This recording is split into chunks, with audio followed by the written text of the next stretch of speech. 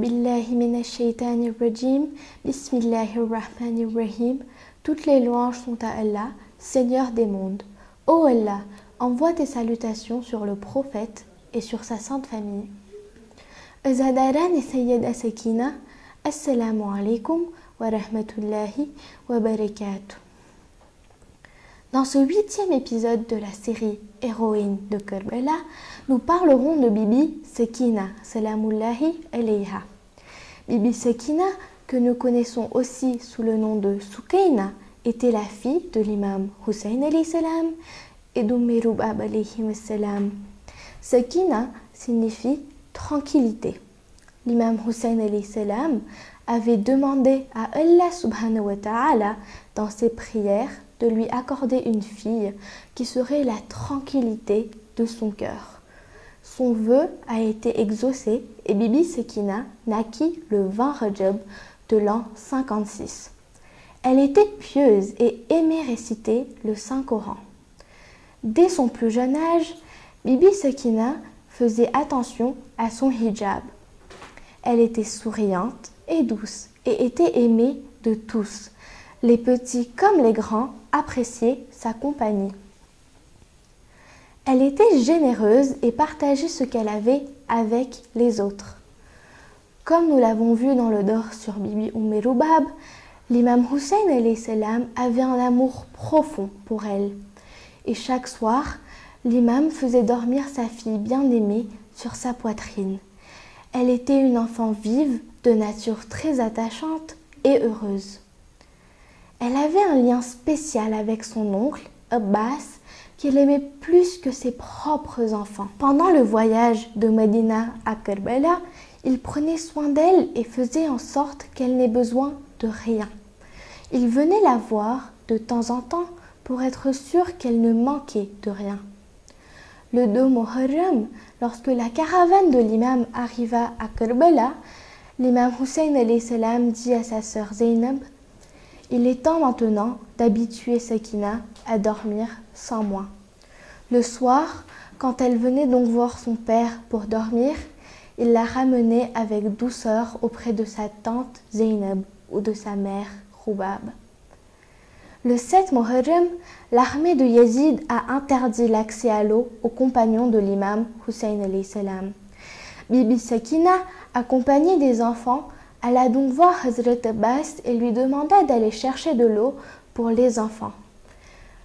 Abbas alla voir l'imam Hussein alayhi salam pour prendre l'autorisation d'aller prendre de l'eau. C'était une décision difficile à prendre pour l'imam. Permettre son frère, qui était le porte-étendard de son armée, à aller chercher de l'eau face à l'armée de Yazid, l'imam refusa d'abord. En voyant les enfants venir avec leurs gourdes asséchées, se lamentant « Oh, oncle Abbas, nous avons soif !» l'imam finit alors par lui donner l'autorisation. Hazrat Abbas prit alors la gourde de Bibi Sakina ainsi que son étendard et s'élança vers le fleuve. Il ne put malheureusement pas ramener de l'eau dans les campements et Sakina perdit son oncle bien-aimé.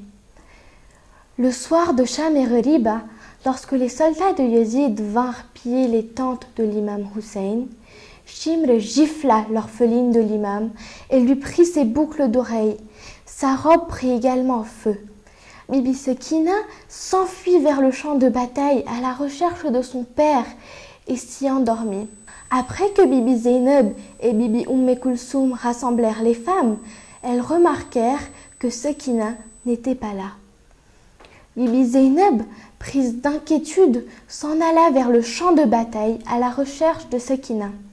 Elle la trouva endormie sur la poitrine de son père. Quand elle lui demanda comment elle avait trouvé le corps décapité de son père, elle lui dit « Je cherchais mon père pour lui dire tout ce que Shimr m'avait fait.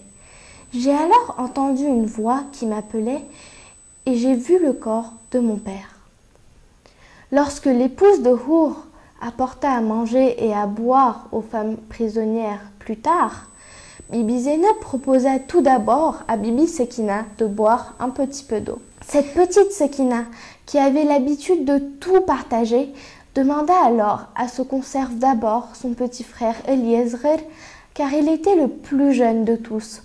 Sekina était très jeune, mais sa patience, sa capacité à supporter et son intelligence étaient extraordinaires. Elle fit le voyage de Kerbela vers Koufa et Cham, enchaînée sur le chameau sans selle.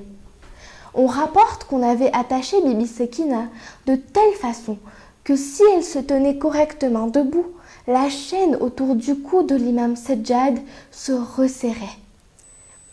Bibi Sekina a donc connu le summum de la souffrance physique et psychologique. Yezid prenait plaisir à la torturer et à lui rappeler le martyre de son père. La séparation de l'imam Hussein était très difficile pour Sekina. Elle ne trouvait pas le sommeil car elle était habituée à dormir sur la poitrine de son père. Un soir, elle avoua à l'imam Sajjad salam que son père lui manquait trop. Elle pleura tellement ce soir-là que Yezid se réveilla de son sommeil. Mécontent, il envoya alors la tête découpée de l'imam dans la prison afin de faire taire la petite et de redormir paisiblement. Bibi Sekina prit la tête de son père dans ses bras, le nettoya de toutes les poussières et lui raconta toutes les souffrances qu'elle avait subies. Elle pleura toutes ses larmes et à un moment, elle se tut. Tout le monde pensait que c'était parce qu'elle s'était rendormie. Mais lorsque l'imam Sajjad tenta de la réveiller, Bibi Sekina avait rendu l'âme. « Que la paix soit sur toi, ô Sekina !» fit bien-aimée de l'imam Hussein salam. On dit que Bibi Sekina décéda entre le 2 et 13 Safar de l'an 61 de l'Hégire. Et malgré son jeune âge, la vie de Bibi Sekina est pleine d'enseignements. Son sens du sacrifice, sa patience et ses manières sont pour nous une source d'inspiration. Qu'Allah subhanahu wa ta'ala envoie ses la'nat sur les assassins de Bibi Sekina alayhi salam. Avant de terminer, je vous présente la question du jour. Quel était le vrai prénom de Bibi Kulsoum salamullahi alayha?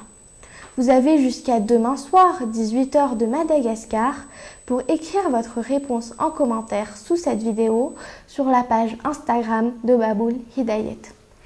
Nous nous retrouverons demain, Inch'Allah, pour l'avant-dernier épisode de notre série. Wassalamu alaikum wa rahmatullahi wa barakatuh. Look at the strength of the lady.